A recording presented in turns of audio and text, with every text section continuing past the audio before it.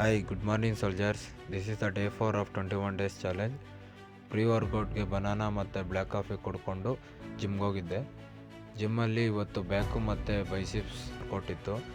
ಅದಕ್ಕೆ ಮುಂಚೆ ಎಲ್ಲ ವಾರ್ಮ್ ಅಪ್ ಎಲ್ಲ ನೀಟಾಗಿ ಮಾಡಿಕೊಂಡು ಮೊದಲನೇದಾಗಿ ಡೆಡ್ ಲಿಫ್ಟಿಂದ ಸ್ಟಾರ್ಟ್ ಮಾಡಿದೆ.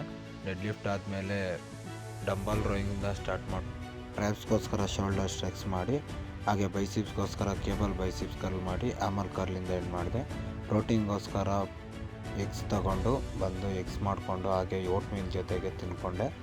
ಹಾಗೆ ಊರಿಗೆ ಹೋಗಬೇಕಿತ್ತು, ಎಲ್ಲ ರೆಡಿ ಪ್ಯಾಕ್ ಮಾಡಿಕೊಂಡು ಊರಿಗೆ ಹೊಂಟೆ.